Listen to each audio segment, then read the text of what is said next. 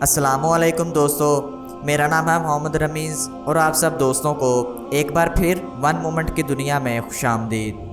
میرے پیارے دوستو، پرانے وقتوں کا ذکر ہے۔ بصرہ عراق کے ایک شخص نے حج کا ارادہ کیا، جس کے لیے اس نے دن رات محنت مزدوری کر کے حج کے لیے تھوڑے سے پیسے جمع کیے۔ آج کل کے دور کی طرح اس وقت بھی لوگ قافلوں کی صورت میں حج پر روانہ ہوتے تھے۔ قافلے کے افراد کو جمع کرنے کے لیے ایک انتظار گاہ بنائی گئی تھی جو اس کے گھر سے کچھ ہی دور تھی۔ روانگی کے روز یہ شخص اپنے گھر والوں سے الوداع کہہ کر نکلنے لگا تو جذبات میں سب کے آنسو نکل آئے اور سب نے اسے اپنی دعاؤں اور نیک خواہشات کے سائے میں رخصت کیا۔ اس شخص کے گھر اور قافلے کے انتظار گاہ کے درمیان ایک جنگل پڑتا تھا۔ یہ شخص تیز تیز قدم اٹھاتا جا رہا تھا۔ جنگل سے کچھ پہلے ایک گھر سے اچانک خاتون اور بچوں کے رونے کی آواز نے اسے چونکا دیا۔ ان آوازوں میں اتنا درد تھا کہ اس سے رہا نہیں گیا۔ وہ گھر کے قریب پہنچ کر کان لگا کر کھڑا ہو گیا تو اس نے سنا وہ خاتون بھی رو رہی تھی اور ساتھ ہی ساتھ اپنے بچوں سے بھی کہہ رہی تھی، بیٹا آج میرے پاس تمہیں کھلانے کے لیے کچھ بھی نہیں ہے، جو کچھ تھا وہ کل رات کو ہی ختم ہو گیا تھا۔ اور بچے بھوک اور پیاس کی شدت سے مسلسل بلک بلک کر رو رہے تھے۔ ایک طرف قافلے والے اس کا انتظار کر رہے تھے، دوسری طرف ایک بھوکا خاندان کسی غیبی مدد کا منتظر تھا۔ یہ شخص شش و پنج میں مبتلا ہو گیا۔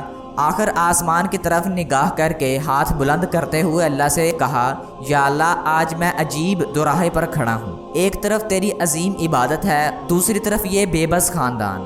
نہ میں تیری عبادت چھوڑنا چاہتا ہوں، نہ ان لوگوں کو اس حال میں چھوڑنا چاہتا ہوں، تو ہی رہنمائی کر میں کیا کروں۔ اور اگلے ہی لمحے اس شخص نے اس گھر کا دروازہ کھٹکھٹایا۔ خاتون نے دروازہ کھولا تو یہ شخص بولا، بی بی جی میں نہیں جانتا تم لوگ کون ہو، میں بس ادھر سے گزر رہا تھا، تمہاری رونے کی آواز نے مجھے رکنے پر مجبور کر دیا۔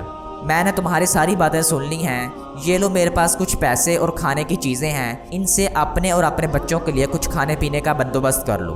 وہ خاتون اپنے جذبات پر قابو نہ رکھ سکی اور روتے ہوئے بولی، اے اجنبی، پچھلے دنوں میں میرے شوہر کا انتقال ہو گیا تھا، تبھی سے ہم پر مصیبتوں کے پہاڑ ٹوٹ پڑے ہیں۔ آپ کی بہت بہت مہربانی جو آپ نے ہم غریبوں پر اتنا رحم کیا۔ اللہ آپ کی دلی مراد پوری کرے۔ حج سے بڑھ کر اس شخص کی دلی مراد اور کیا تھی، لیکن حج پر جانے کے لیے کل سرمایہ تو راہ خدا میں قربان کر دیا تھا۔ اب یہ شخص نہ تو گھر واپس جا سکتا تھا کہ گھر والے کیا سوچیں گے، حج کیے بغیر ہی واپس آ گیا، اور نہ ہی وہ قافلے میں شامل ہو سکتا تھا۔ وہ قریب کے جنگل میں چھپ کر بیٹھ گیا اور حج کے دنوں کے گزرنے کا انتظار کرنے لگا۔ کچھ دنوں بعد جب حج کے دن گزر گئے، اس کے قافلے کے لوگ جنگل کے راستے اپنے اپنے گھروں کو جانے لگے تو یہ بھی چپکے سے ان میں شامل ہو گیا۔ تبھی ایک شخص اس سے مخاطب ہوا اور بولا، جناب حج مبارک ہو، میں نے آپ کو فلاں جگہ پر آب زمزم پیتے ہوئے دیکھا تھا۔ پھر کچھ دیر بعد ایک اور شخص بولا، میں نے آپ کو وہاں پہ زیارت کرتے ہوئے دیکھا تھا۔ ایک اور شخص بولا، میں نے آپ کو طواف کرتے ہوئے دیکھا تھا۔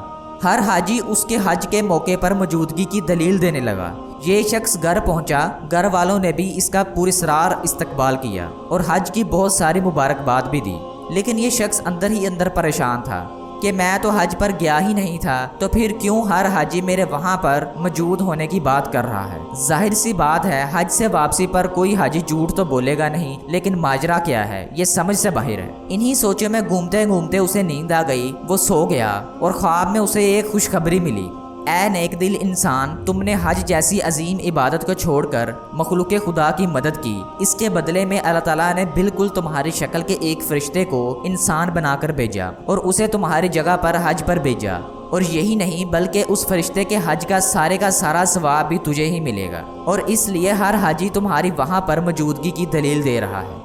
دوستو، آپ نے اس ویڈیو سے کیا سیکھا؟ کمنٹ سیکشن میں اپنی رائے کا اظہار ضرور کیجیے گا۔ اپنا اور اپنے پیاروں کا بہت سارا خیال رکھیے گا۔ میں ملوں گا آپ سے نیکسٹ اسلامک ویڈیو میں۔ اللہ حافظ۔